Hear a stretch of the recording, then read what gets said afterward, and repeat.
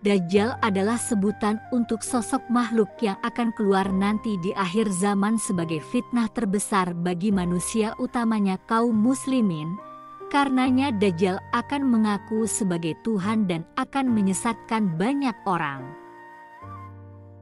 Dajjal keluar di muka bumi di saat menjelangnya hari penghakiman atau kiamat. Sosoknya sebagai salah satu tanda-tanda besar yang akan menunjukkan kedekatan akan kiamat. Dajjal disebutkan akan muncul dari arah timur, yaitu dari daerah Khurasan, sebuah daerah yang sekarang termasuk Afghanistan dan Iran. Dajjal akan datangi di seluruh pelosok dunia, kecuali kota Makkah dan Madinah yang telah dilindungi oleh para malaikat. Tujuan utama dari Dajjal adalah untuk menjadi fitnah besar yang akan menguji keimanan manusia.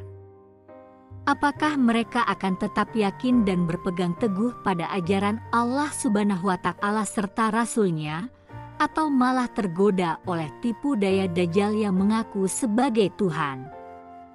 Allah Subhanahu wa Ta'ala berfirman dalam surat Al-Ankabut ayat 2-3, yang artinya, apakah manusia itu mengira bahwa mereka dibiarkan saja mengatakan, kami telah beriman, sedang mereka tidak diuji lagi?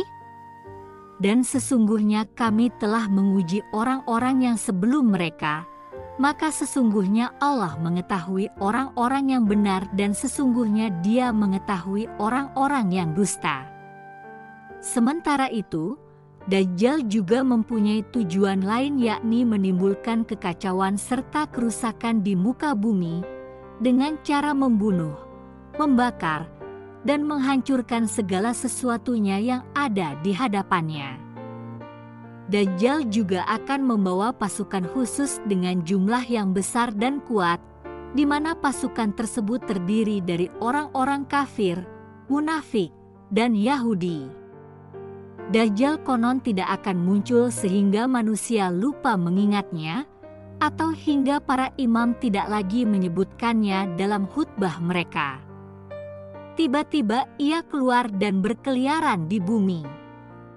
Dalam hadis Nabi Shallallahu Alaihi Wasallam yang diriwayatkan Ibnu Majah disebutkan bahwa Rasulullah Shallallahu Alaihi Wasallam telah bersabda, Dajjal akan menguasai bumi selama 40 hari.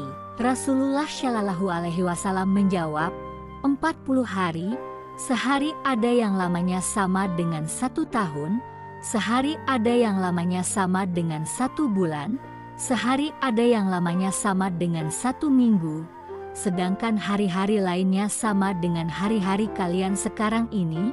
Tujuan lain Dajjal setelah itu adalah untuk menantang dan memerangi Nabi Isa alaihi salam, yang akan diturunkan kembali oleh Allah ke bumi sebelum kiamat.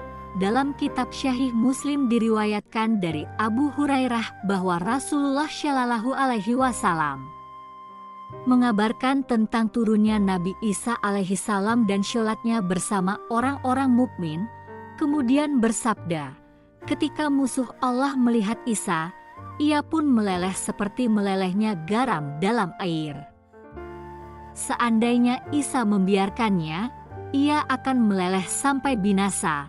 Namun, Allah Subhanahu wa Ta'ala membunuhnya lewat tangan Nabi Isa agar Nabi Isa bisa memperlihatkan kepada mereka darah musuh itu dalam peperangannya.